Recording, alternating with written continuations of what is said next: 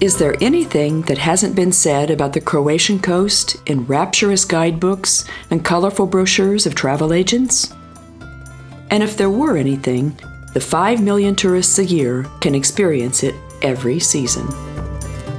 Nature has blessed this pearl of the Mediterranean area with extreme richness. Besides the coastline broken by bays, islands, and reefs, sunny beaches, high rocky mountains, and green hills, its enticement can be attributed to cultural and art historic treasures. All this together with a pleasant climate and various activities make Croatia one of the most frequented tourist destinations in Europe. The landscape has enchanted a lot of famous people. For instance, Shakespeare and Shaw, London and Goldoni, Lord Byron, and Agatha Christie, who spent her honeymoon in Dubrovnik and Split. Isadora Duncan, the famous dancer, spent her summers here, but famous painters, composers, and also rulers chose this place as their holiday destination. One of the most beautiful love stories took place here when English King Edward VIII gave up the throne for the sake of the American Wallis Simpson, and they escaped together here to romantic Dalmatia. At that time, it attracted so much public attention that it soon became fashionable among wealthy people to spend their summer holidays here. The azure blue sea, shining sky, smiling islands, fabulous landscape. Odysseus' heart, according to legend, was captured not only by Nausicaa.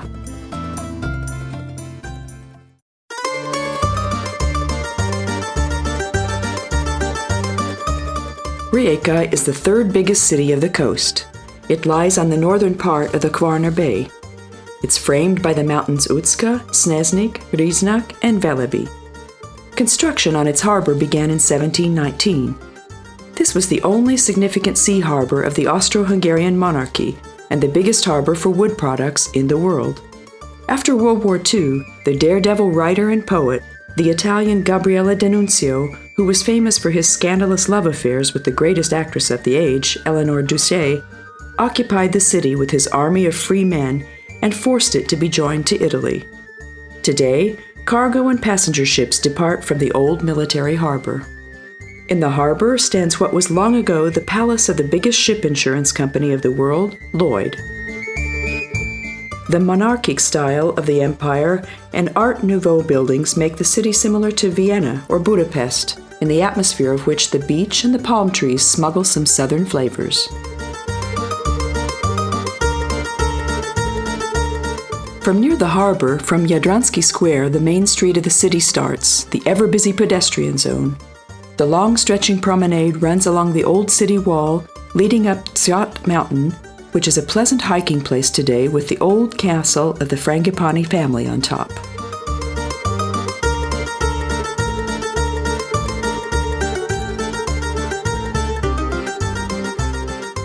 The pedestrian zone is well known for its elegant shops, cafes with terraces, and intimate restaurants. In one of the side streets of the promenade still stands the Golden Shell that was the favorite place of the great tenor Caruso.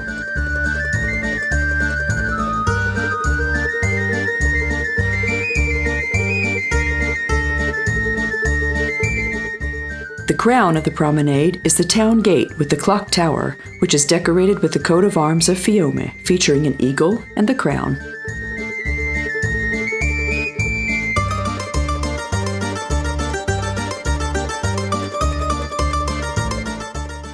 Its Baroque statues depict Leopold I and Charles IV. The Empire-style building of the Croatian radio and television in Rijeka gave home to the first Croatian reading circle.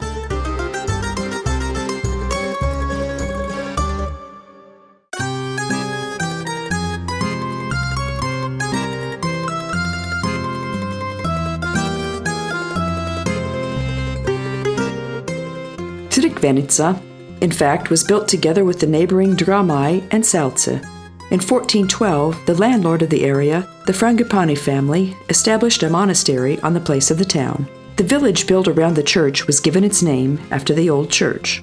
After centuries, the castle built on the monastery changed to Castle Hotel.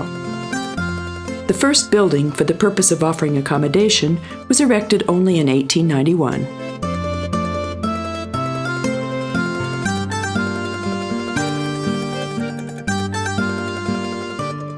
The Ka and Ka style health resort reminds us not coincidentally of Karlovy Vary or Bad Ischl, with the difference that the number of sunny hours of the day is more than 2,500.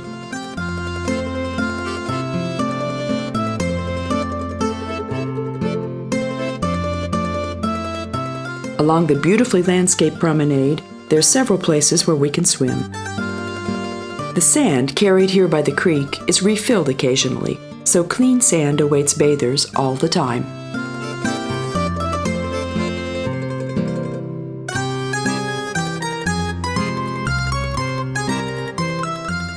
A climate that is mild even in winter, hotels, sanatoriums, and indoor swimming pools meeting the requirements of Austrians attract those who suffer from disorders of the nervous system, are anemic, or convalescent.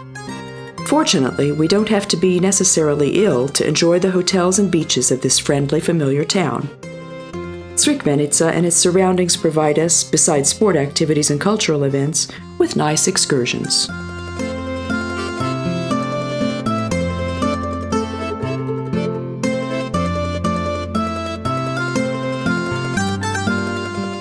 On the coast of the blue water plain of Adriatic, shining from the distance, Crkvenica glitters like a precious stone. This was written in a bathing guidebook of Dalmatia in 1926.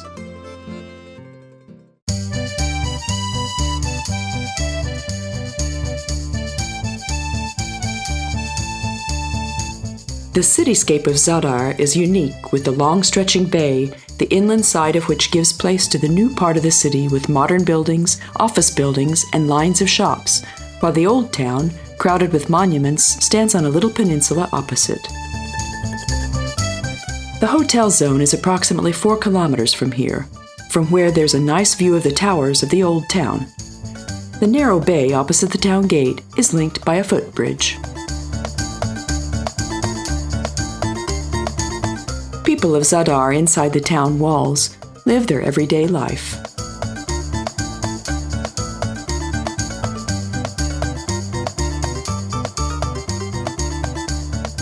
The favorite venue of locals is the cafe opposite the flower and vegetable market, which gives opportunity for a little information exchange.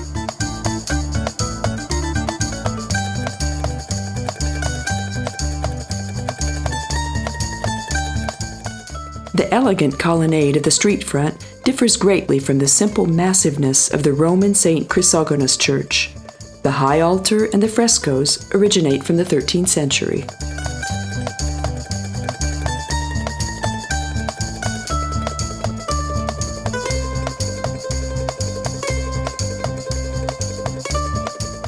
The churches, Sveti Marcello and Sveti Petar, are nearby, in which not very stylishly modern art exhibitions are held.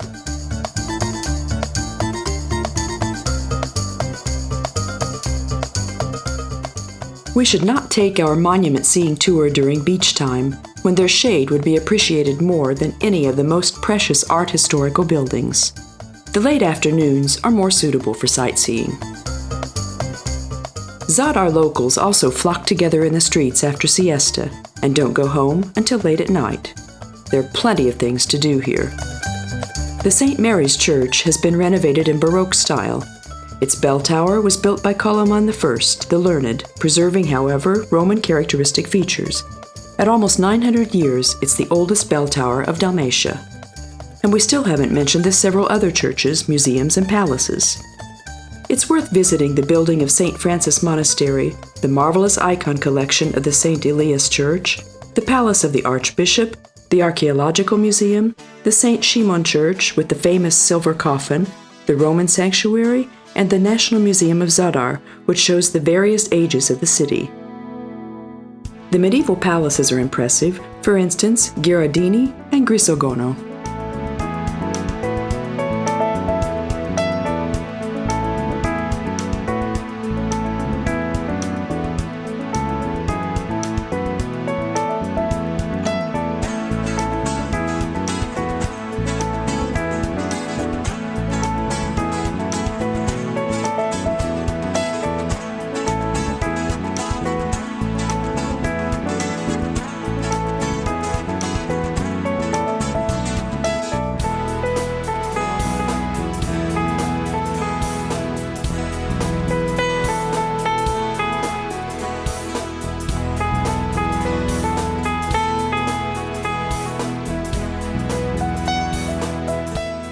The Corinthian pillar, which used to be a pillory in the Middle Ages, stands at the Roman Forum.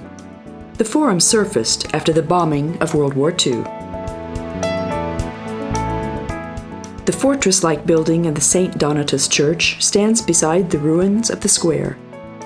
A lot of Roman stones were used for its construction in the 9th century. The two-nave, irregular, octagonal building of the church is the most significant monument in Zadar. It forms a complex unity with the cathedral, the palace of the archbishop, and the seminary. The church has beautiful acoustics and classical concerts are often held here.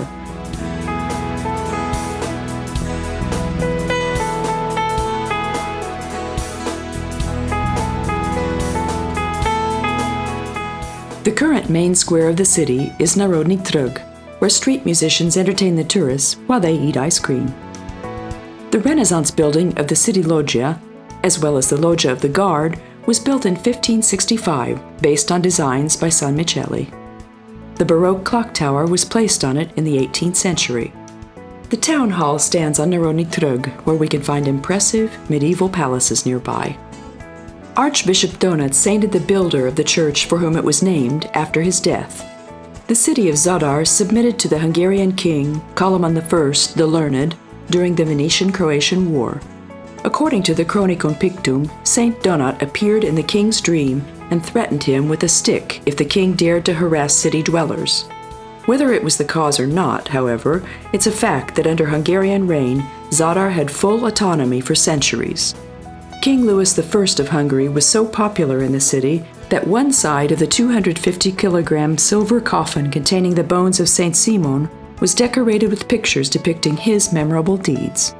The two bronze angels holding the coffin were made of recycled cannons looted in Ottoman times.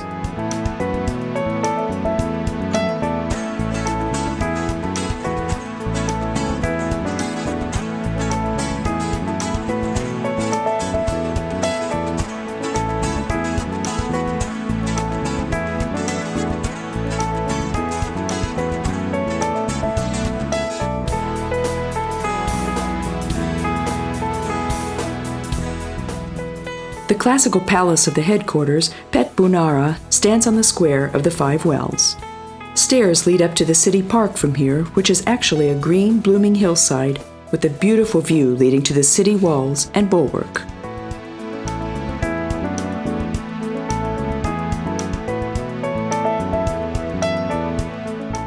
Babda Kula, the huge, angular fortress tower, rises at the corner of the square.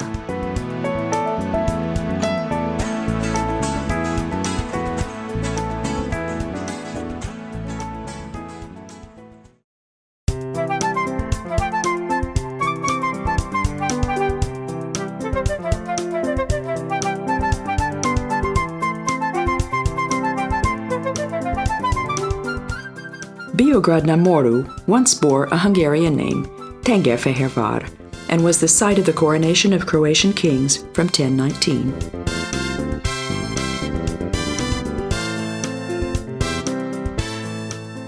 The Hungarian king, Koloman the Learned, mentioned earlier, was also crowned Croatian king here in 1102, which meant the beginning of an 800-year-long Croatian-Hungarian union.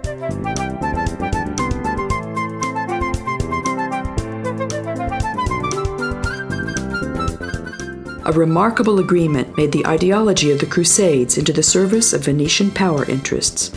The Doge knew that Crusaders couldn't pay enough for the usage of the fleet of St. Mark.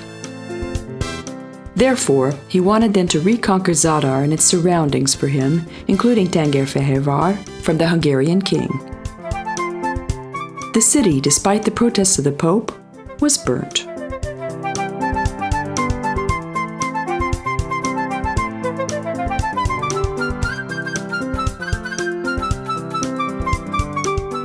The Ottomans then destroyed the rest of its monuments, thus the small town with its famous past is only a holiday resort on a peninsula with 5,000 residents, the only remaining site of which is its famous church.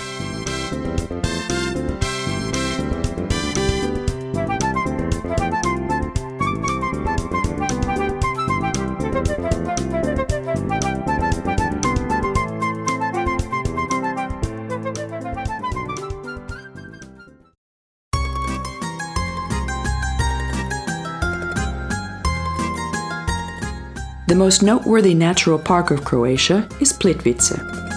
However, those who spend their summer holiday in Zadar do not have to travel hundreds of kilometers for similar natural wonders.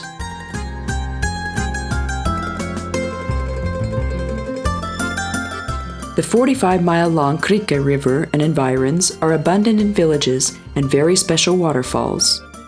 Krka National Park became the 7th nature reserve of the country in 1985, which is frequently visited due to its favorable location.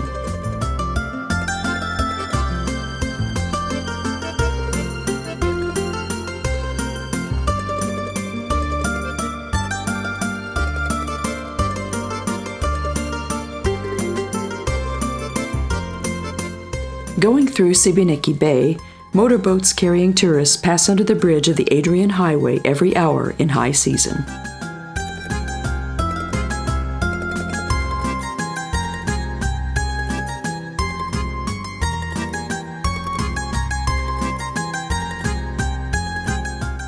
The sites can be approached by both ship and bus. The price is included in the entrance fee.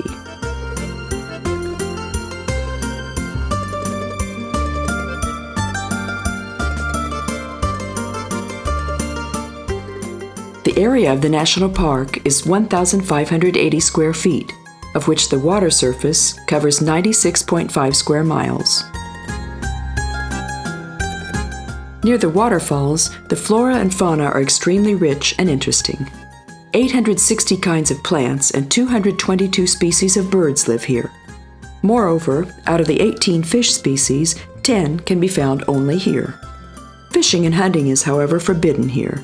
In fact, we must keep other rules too in order to let the following generations enjoy the beauties of nature as well.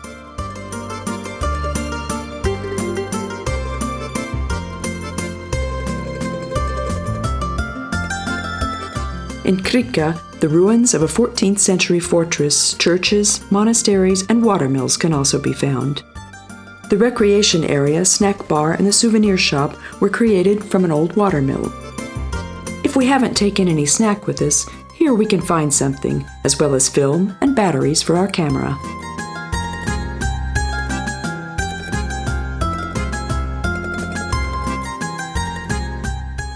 On the right side of the river, between the town of Skadrin and the rapids, we can see the remaining parts of the Roman Skadron plumbing system. We can take romantic walks among the ruins that are overgrown with plants.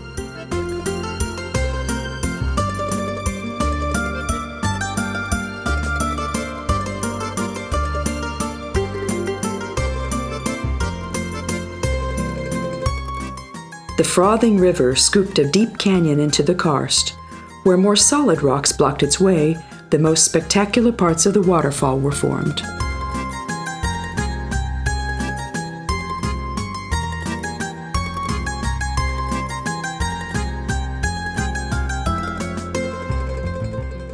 The falls of the 7 tufaceous stairs of the Skradini Rapids are 794 feet high altogether.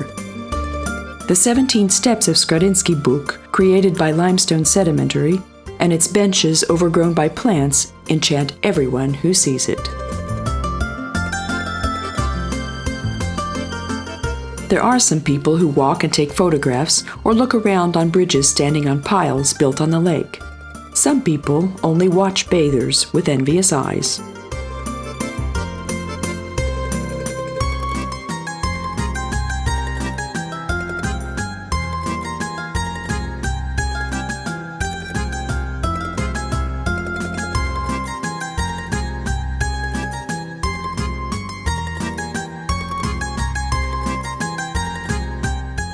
The braver ones, however, can even have a swim in the lake or stand under the waterfall cascading down from the height. The depth of the lake can sometimes be 66 feet, so it's advisable to swim only in the designated area. The temperature's milder in summer than we would expect in a place like this.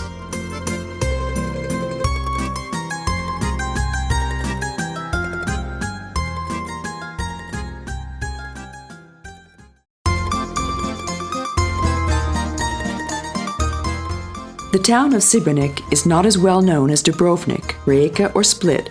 Therefore, it could bring us the pleasure of discovery, making our journey a more pleasant experience.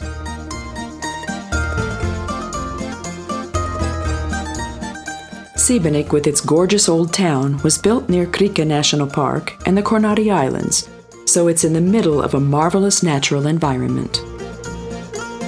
The medieval houses of the old town, erected from white stones, the narrow lanes, huge sunlit squares, and the uniform late Gothic atmosphere of ornate buildings raised the town again to the level of Split, Zadar, and Trogir, which were its chief rivals in the medieval ages.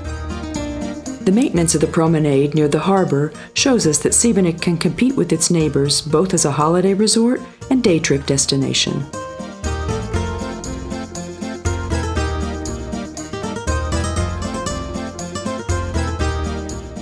As in almost every settlement of the Croatian coast, tourist sites are centered around the harbor in Šibenik too.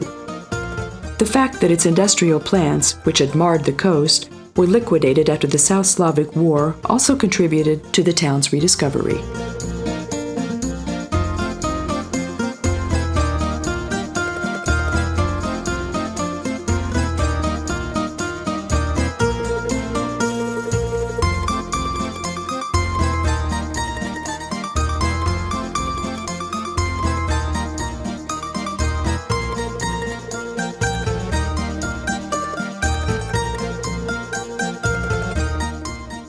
The row of statues depicting 70 human heads commemorates the residents of the city who contributed to the building of the St. James Church.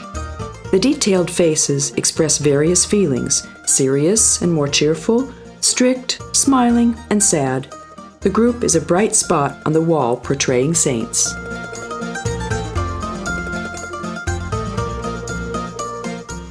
The building of the town hall belongs to the local government as a fine example of historic continuance. Almost every inch of the pillared, balconied building, framed by two grand staircases, is ornamented. The room of the town guard, as well as the pillory, used to be under the staircases.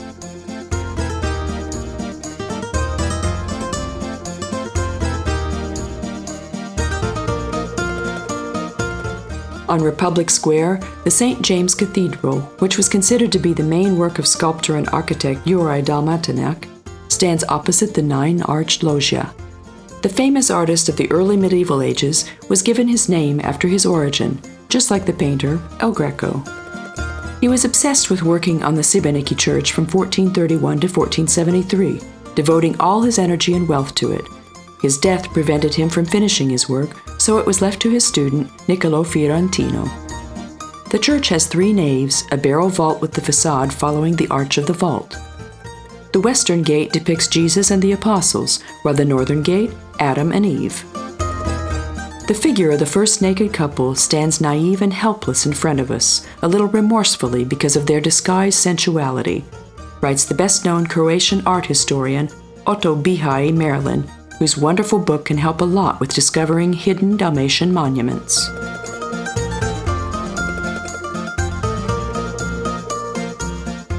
The self-portrait of Dalmatinec is also thought to be there in the group of statues. However, we don't know which one he is. On what grounds Ivan Mestrović, the famous Croatian sculptor, made the monument of his predecessor is, however, a mystery.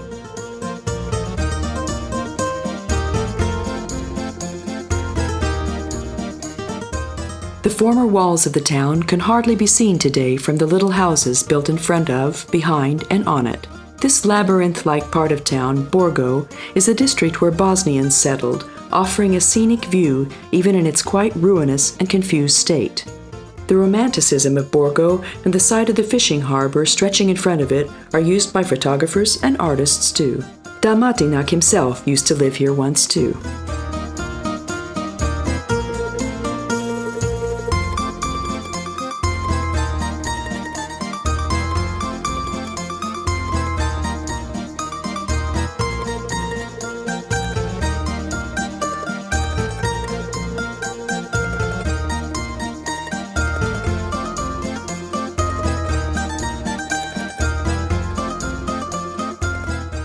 St. Anna Fortress, built by the Venetians, rises 80 meters above the town. A high wall was erected on the side of the mainland. Towards the sea, however, the view is beautiful of Šibeniki Bay, St. Anthony Channel, and the estuary of the Krka River. The fortress used to function as a line of defense, together with 3 other castles. From the top, Sailors still use flags to give signals to the boats, just as they used to.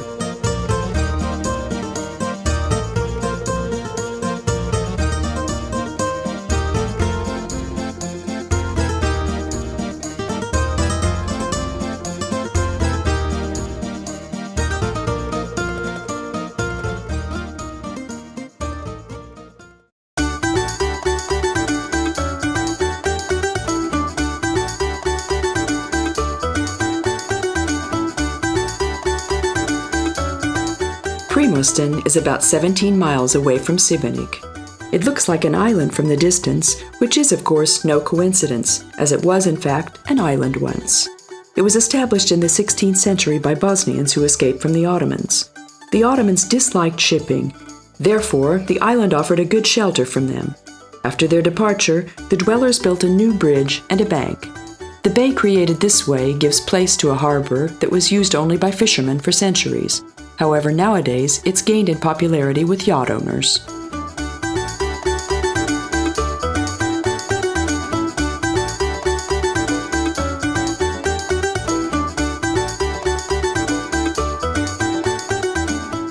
The small town with its 1,400 inhabitants offers a romantic view, especially from a distance.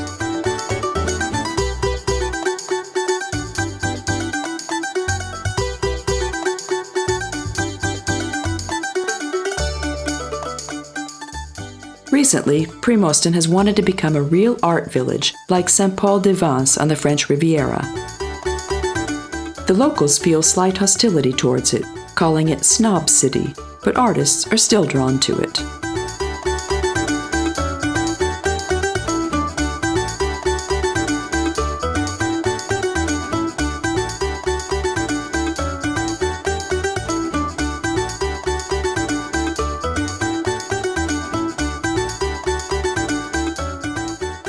The works of occasional artists can be seen along the harbor promenade, and works of more prestigious artists in the municipal gallery. However, it's possible that we'll be much more fascinated by the serenity of the little town than any of the pictures.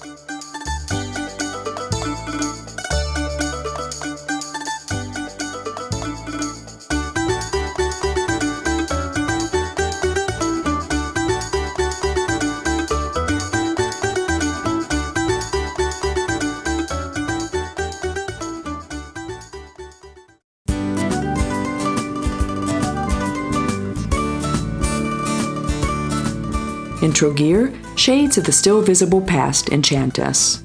We have to discover the town thoroughly to believe that once it could match Ragusa or even Venice. Trogir was once a peninsula, but the promontory was severed even before Christ.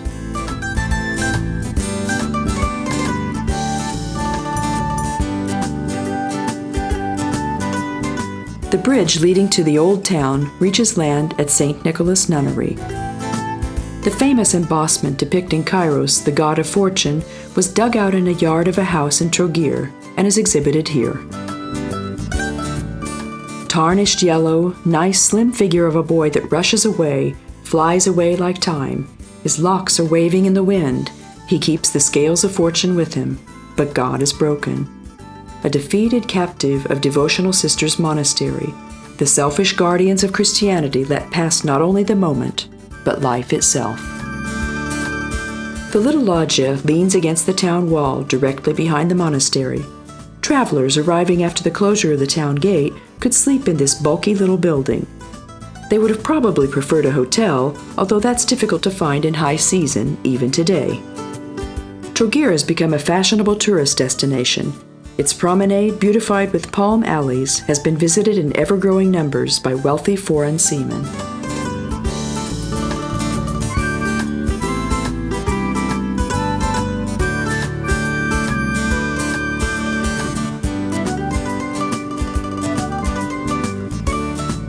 The sights center only on a small area. It's worth seeing the town hall, the clock tower, and several other monuments. Maybe the most beautiful is the St. Lawrence Cathedral, in which Roman, Gothic, and Renaissance elements are harmonically mixed. The Zipico Palace bears the name of the winning Trogirian captain of the sea battle of Lepanto.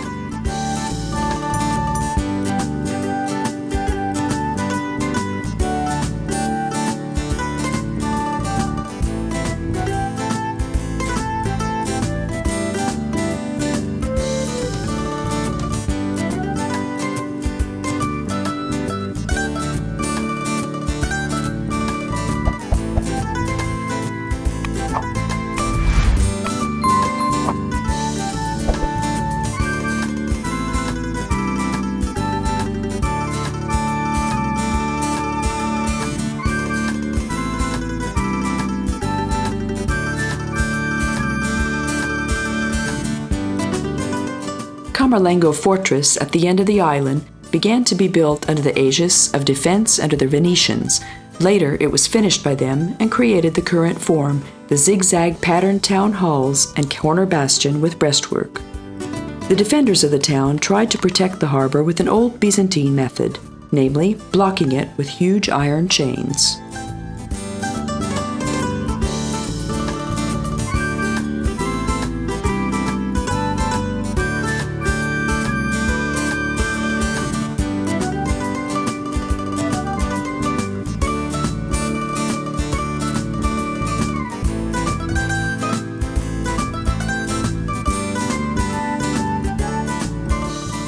The romantic atmosphere of the town can be attributed to the 13th century curving, zigzag streets, Gothic windows, archways, pillared balconies, and inner courtyards decorated with embossments.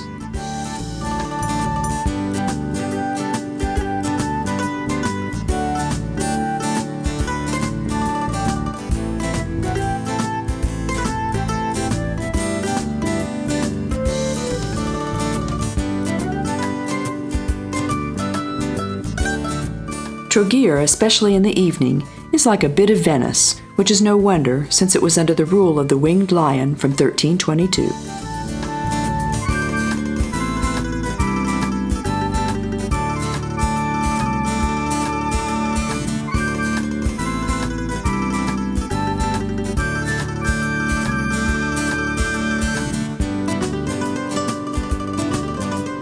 When the Tatars raided Europe, Hungarian King Bela IV monitored their preparation from Trogir and offered his daughter Margit to God.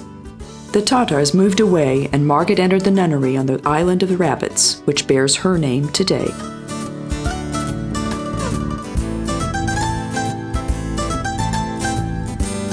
The Bay of the Seven Castles is located between Trogir and Split. A sad story is connected to this one too. The fortified castles giving the name to the bay were built by noblemen who had estates along the coastline. The most famous of them belongs to the Rossani family, and in this chapel, the local Romeo and Juliet have been sleeping the sleep that knows no waking since 1681.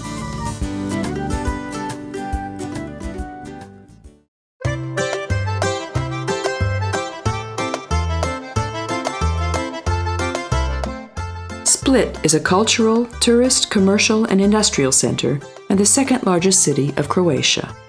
Its central location, mild climate, and unique cultural treasures are a great attraction. The most famous monument of Split is the Diocletian's Palace, which is on the World Heritage List of UNESCO. The city was of no importance during Greek and Roman times. Probably it would have remained so if the native Diocletian, who rose from soldier to emperor, had not chosen the city as the site for his palace. The promenade, the railway station, and the bus station are all situated next to each other at the beginning of the seaside alley of palms. This is the central part of the city, where the palace, which was built of white stone from Baroque Island, Italian and Greek marble, hides behind 66-foot-high town walls not far from here. When the 430-square-foot group of palaces was erected, neither the town walls nor the houses attached to it existed. Not even the harbor promenade was there, which was the result of a refill later.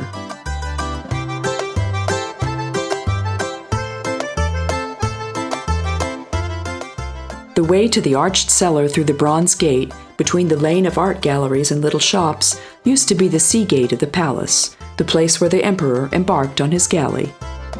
There was a gate on every wall of the palace.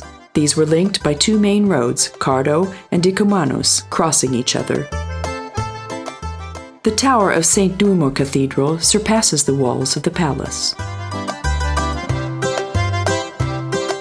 Its entrance was once guarded by two black granite sphinxes brought from Egypt. Today, only one of them is there. The other one is next to the Temple of Jupiter.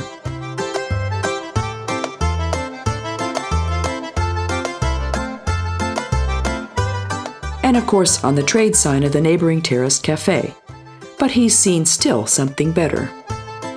He saw how the Christian church became a Roman mausoleum, and how Venetian palaces were born of ancient marble and old gravestones. This way, it's no wonder that the Sphinx smiles a bit skeptically at the epigraphs of Christian cultures and civilizations.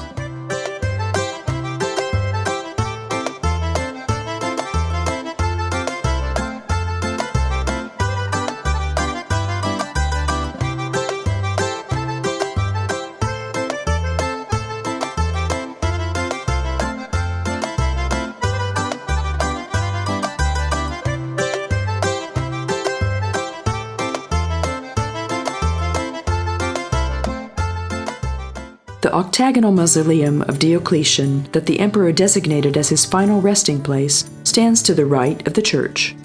The revengeful archbishops, however, removed the sarcophagus of the faithless emperor.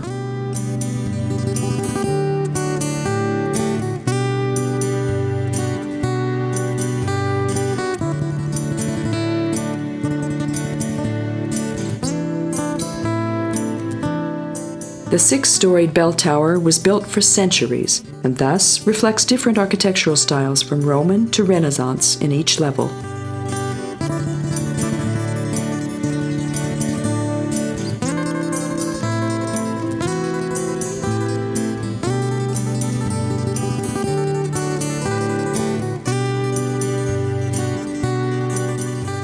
After centuries, Napoleon was intent on making Split Spalato at that time the seat of the province Illyr and appointed Marmon as its governor. After the fall of Napoleon, it became part of Austria, then Yugoslavia. Between the two world wars, because Fiume was attached to Italy, Split became the biggest and fastest developing harbor of the country.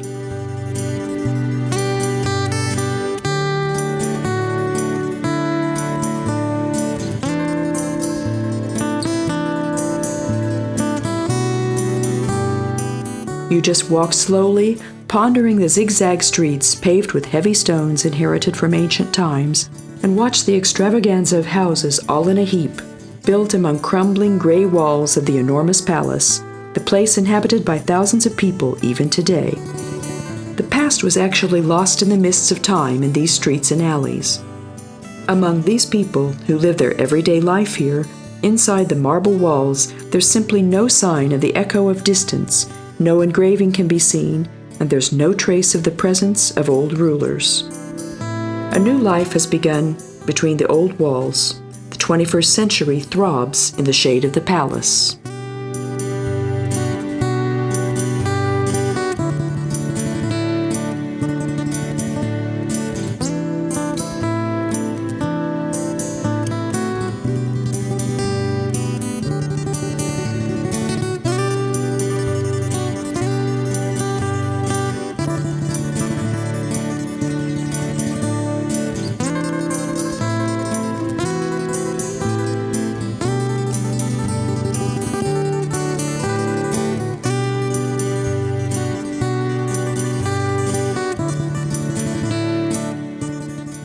Some famous statues of Juraj Dalmatinac and Ivan Mestrovich can be seen in the city.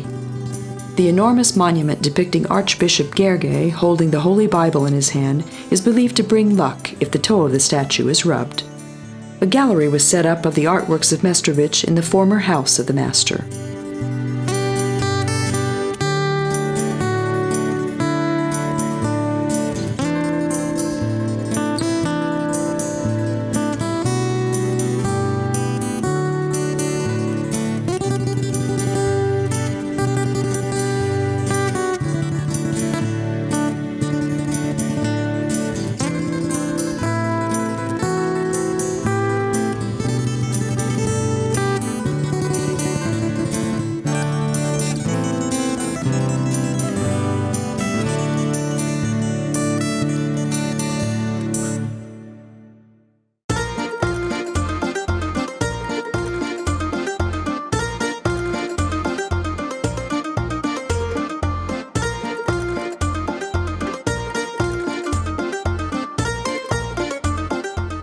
Makarska is the eponymous settlement of the Riviera. It's a holiday resort in beautiful surroundings. A luscious green palm boulevard runs along behind its mile-long gravel beach. The horseshoe bay of the promenade is protectively embraced by the St. Peter and Osijava peninsulas. The harbor is quite busy in high season as ferries to Brock Island depart from here.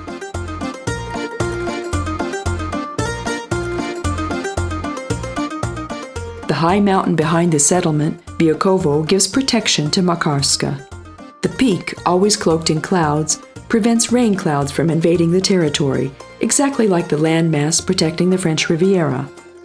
The lush flora creating a southern atmosphere in the city is attributed to this.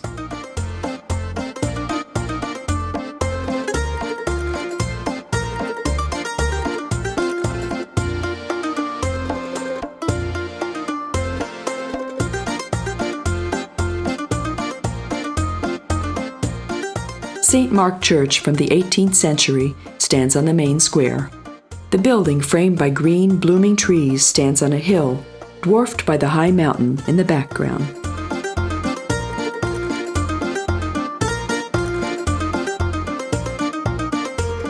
Makarska was once the trading center of salt mines in Bosnia-Herzegovina. This activity ensured welfare and jobs for the dwellers of the town for centuries. The place of commerce was gradually taken over by tourism, which today provides most of the income.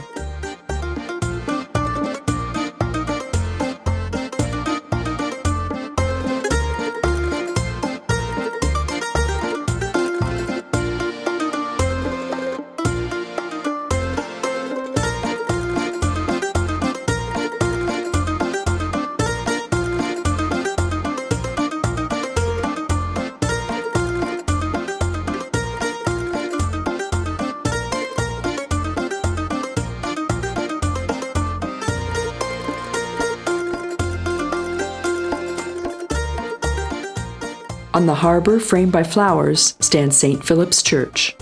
It was part of a group of monasteries where today an open-air theater is in operation.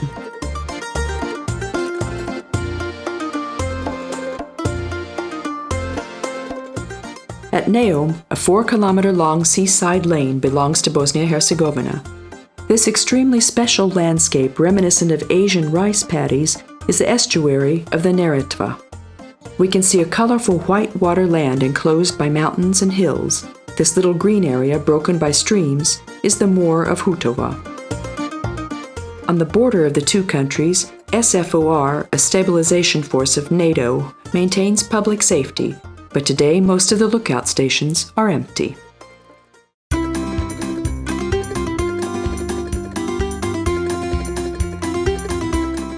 The ancient town of Dubrovnik has already suffered a lot of wars and serious earthquakes.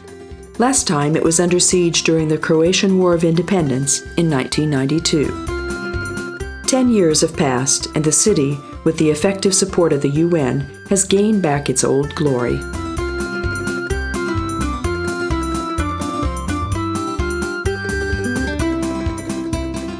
Almost every house has a new red roof. Chiseled white stone walls reflect the rays of the sun. Dubrovnik, which was among the first to become part of the World Heritage, is more beautiful than ever. It offers such an experience that despite its isolated location and distance from the larger beaches, it should not be missed. Soon, a new cable railway is going to lead up to the 1,351-foot-high Srd mountain. The renovation of the apparatus damaged in the war is to begin soon, according to plans. The panorama is simply wonderful. We can take the best pictures of the old town from here. The thick walls are 82 feet high in places. They were made impregnable by 15 towers, 5 bastions, and 2 corner fortifications. The fresh green island of Lokrum is opposite the old town, only 10 minutes away by boat. The whole island is one big arboretum where little romantic rocky bays overgrown by lemon trees, agave, pine trees, and bay trees offer a good place for swimming or sunbathing. Walking into the old town, we can understand why Alberto Moravia said that we travel in time, not in space. The atmosphere of the city shoots us back to the past. The first settlers could have been the escaping dwellers of the nearby Epidaurus. They chose the little islands and cliffs that were very difficult to approach, which were linked to each other by filling the narrow strait only centuries later as a protection against Avars and Slavs. The mountain pass ran along the present-day main street. By the 13th century, the building of town walls was mostly finished, and the picture of the old town that can be seen today was shaped. The settlement was called Raguzza at that time, and for a long time, which means the man who lives on the cliff in Latin. Tourists usually enter the city from the parking lot through Buja Gate. From here, along steep stairs among houses, we reach the perpendicular 984-foot-long, 66-foot-wide main street, called Stradon in Latin and Plakan in Croatian. The high houses and narrow streets provide shelter from the ferocious sun, and clean clothes are not hung indoors, of course.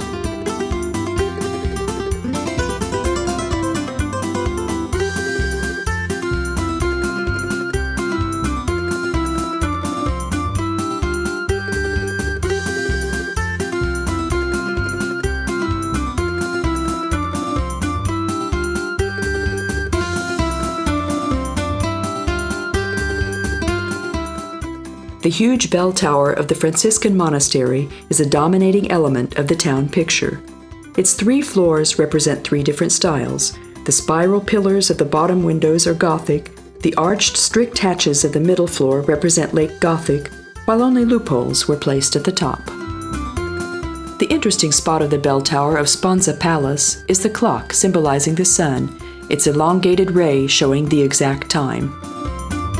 The busiest square, maybe the place that is the biggest attraction, is Pred Dvorom, the meeting place of Plaka and the fishing harbor.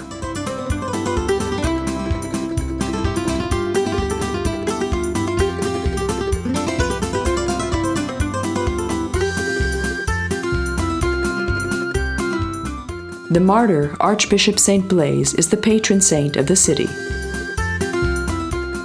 The church that was named after him was built in 1715. It's a 3-nave baroque church with the statue of the saint who holds the city in his hand. The Orlando pillar was made by Master Antun Dubrovkan in 1418. Like the medieval Roland pillars, it was a symbol of the independence of the city, though it was used as a pillory too. The sword of the knight functioned as a unit of measurement. 1 Dubrovnik cloth yard was equal to 51.2 centimeters. The artwork of Pietro Martino da Milano is the little Onofrio well, which, decorated with dolphins and gargoyles, spouts water next to the building of the first guard. The main harbor of the city-state was the old one until the appearance of huge steamships, and from the mole we can reach the city through 2 gates. The Gothic gate on the side of the fishing harbor and fish market was erected at the end of the 1300s, and on the side of the mole a century later in Renaissance style.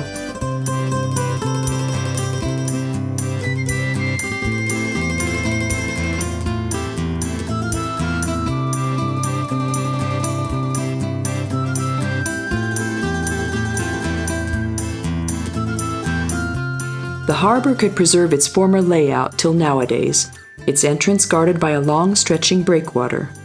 Little pleasure boats leave to the island of Lokrum, where we can rent a boat if we're interested in the Blue Cave on the Lapad Peninsula.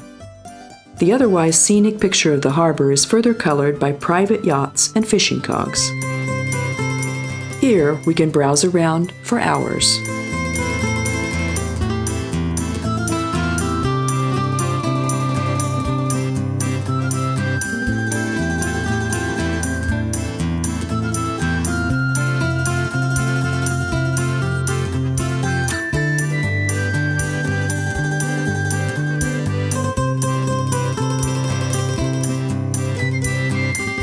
In the evening, we can go on a cruise to see the flamboyant sunset.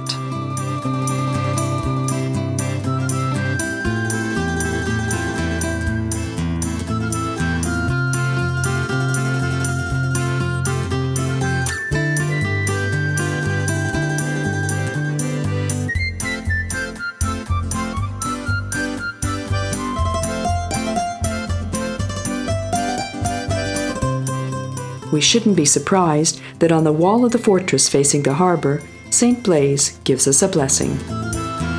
He has 17 statues in the city altogether. It's obvious that religious, sometimes even superstitious fishermen who do dangerous work would also have liked to partake of the blessing.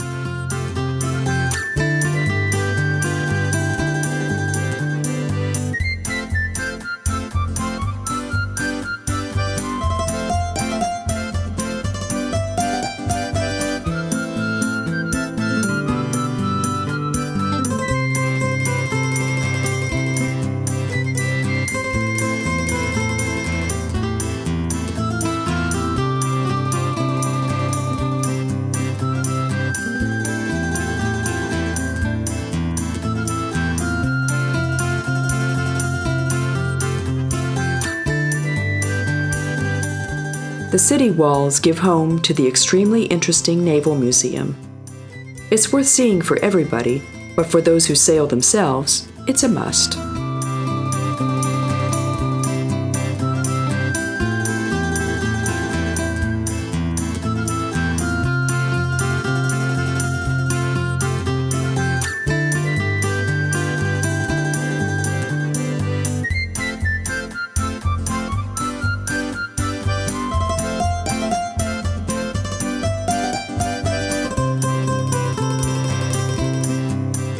we can go up to the city walls right of Pila Gate.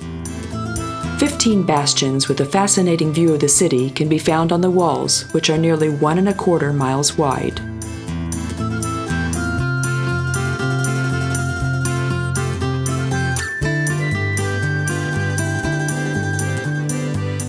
The original church on the place of the cathedral is thought to have been established by Richard the Lionhearted on his way home from the Holy Land, giving thanks for his escape.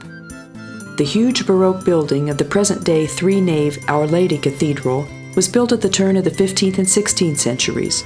Its altarpiece was painted by Titian. However, we can see some pictures of Raphael too. The ambulatory of the monastery joined to the church is like a live medieval vision. Orange trees and evergreens, sunshine filtering through the old marble well and ornamented pillars. The little treasury of the church hides such treasures as the bones of Saint Blaise, the headpiece of King Stephan, or the rector chair of Ragusa, bearing witness and enduring the trials of times better than the former rulers themselves.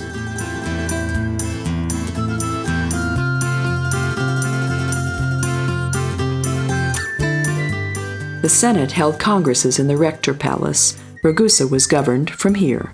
Above the gate leading to the Congress room, there was a sentence carved in stone which all politicians had to keep in mind.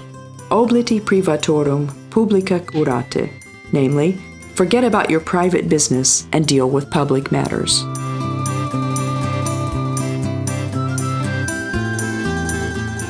On the square stands the statue of the poet Ivan Kundulic, author of the pastoral play called Dubrovka. It's a panegyric song of freedom in Dubrovnik, one of the most poetic dramas that was created in the late Renaissance in Europe.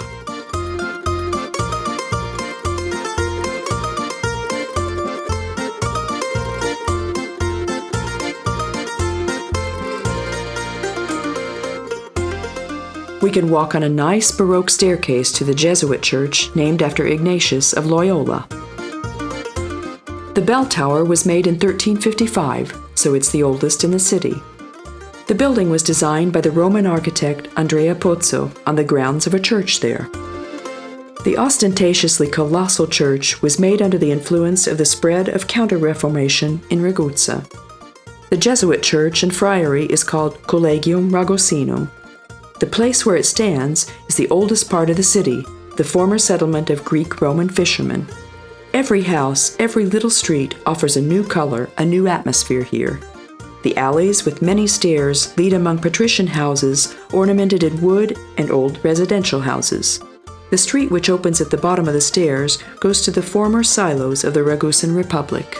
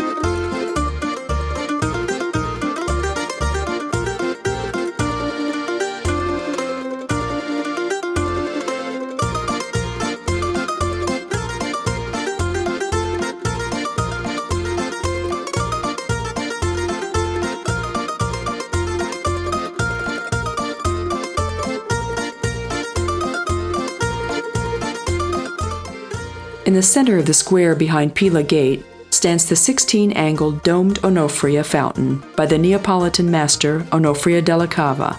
Its gargoyles depict human and animal faces.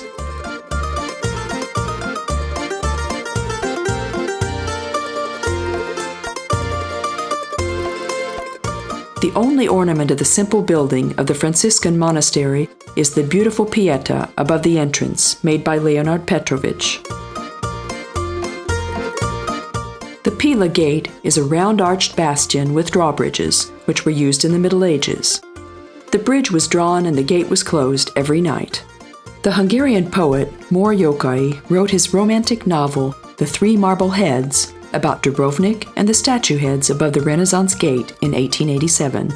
This beautiful landscape has been struck by wars and earthquakes, but it has always revived from its ruins, stating that beauty is forever and indestructible.